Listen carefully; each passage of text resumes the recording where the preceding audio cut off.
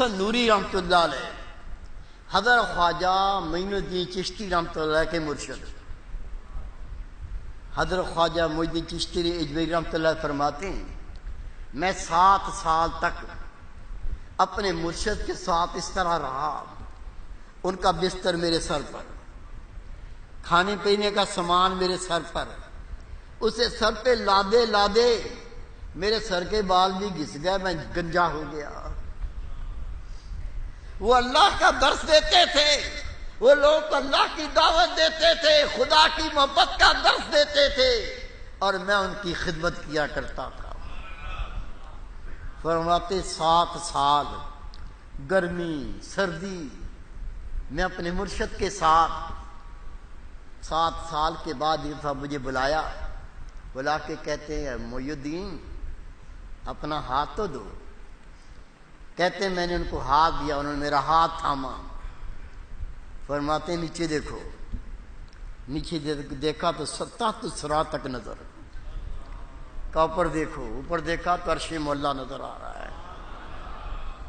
فرمایا جا لوگوں کو اللہ کا ذکر دے، رب کی طرف بلا۔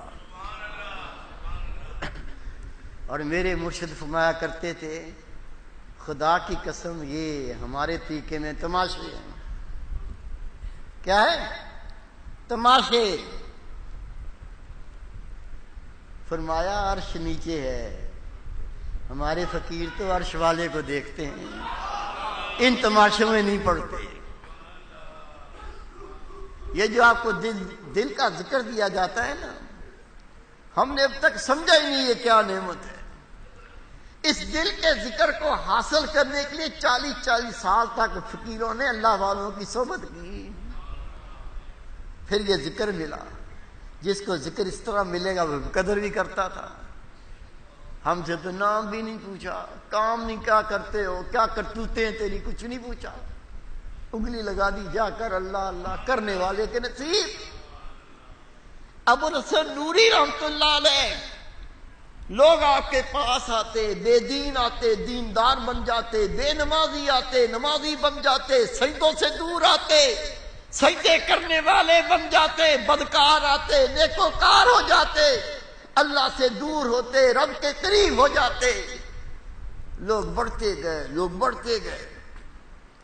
ایک شخص نے جا کے بادشاہ کو شکایت کی، بادشاہ سلامت، وہ ایک بندہ ہے، پتہ نہیں لوگوں کو کیا باتیں سناتا ہے، وہ ایسے دیوانے ہو جاتے ہیں، ایسی محبت کرنے لگتے ہیں، اگر جان مانگے تو انکار کرنے والا کوئی نہیں، کہیں ایسا نہ ہو بغاوت کر دے، آپ کو تخت سے اتار کے وہ تخت پہ بیٹھ جائے۔ بادشاہوں کی بڑی فکر ہوتی ہے، حکم دیا بلاؤ اس شخص کو، کہتے پتہ ہی کاٹ دوں گا، پتہ کاٹ دے گا۔ میرے پیر و مرشد کو خط لکھا وزیر اعلیٰ نے، سندھ چھوڑ کے چلے جاؤ، سندھ بدر کرتے ہیں۔ لکھا کیوں؟ پیر صاحب پگارا نے کہا میرے تو سارے مریض چلے گئے اس کے پاس، نذرانہ دیتے تھے سارا ختم ہو گیا، یہ ہے پنجاب کا ملتان کا، اس کو بولو یہاں سے نکلے، سندھ تو ہمارا ہے۔ آپ سرائکی تھے، لیٹر آیا، دیا گیا، وہاں خدمت بھی ہوتے تھے مولانا جان محمد صاحب، خط وہ پڑھا کرتے تھے۔ فرمایا مولوی صاحب یہ خط کو تو پڑھے۔ آپ نے خط کھولا، کہا حضرت وزیر اعلیٰ کی طرف سے خط ہے کہ سندھ بدر کرتے ہیں، 24 گھنٹے میں سندھ چھوڑ کے پنجاب چلے جاؤ۔ فرمایا میں کنڈے، مجھے دو۔ کہا قلم بھی آن دے، وہ پین بھی لا کے دو۔ سامنے خط رکھا، اس کو الٹا کیا، قلم ہاتھ لے کے لکھتے ہیں اسا نہ ویسو تینک میں کرسی راسی کا نہیں آئی، تو لے سے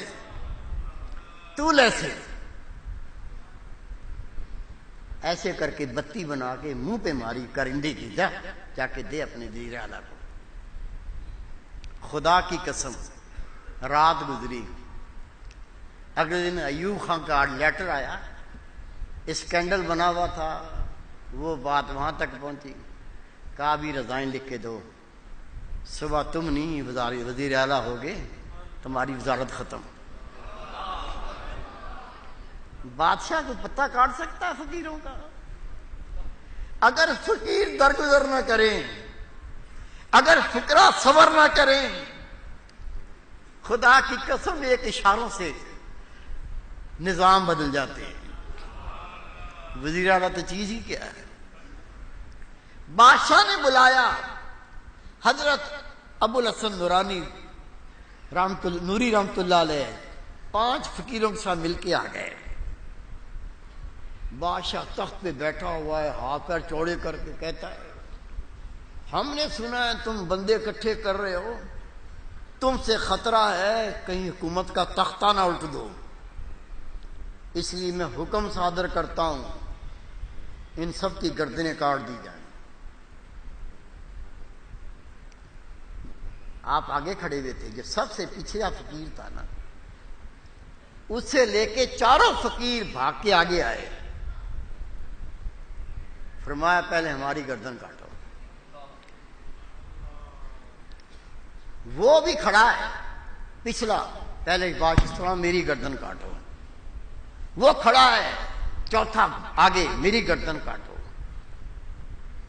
بادشاہ کہتا ہے پاگلو، گردن کاٹنا کوئی معمولی بات ہے؟ تم گردن کاٹنے میں ان دوسروں سے ترجیح کیوں دیتے ہو؟ اب نمبر آ گیا پھر آگے ابو الحسن نوری رحمۃ اللہ علیہ کا۔ آپ نے فرمایا ہم نے محبت کی ہے اللہ کے لیے، ہم نے دوستی کی ہے اللہ کے لیے، ہم یہ چاہتے ہیں کہ جو سانس بچی ہے وہ اس دوستی پہ پہلے ہم اپنی جان قربان کریں۔ جب باوفا دوست ہوتا ہے تو اس کے عمل ایسے ہوتے ہیں۔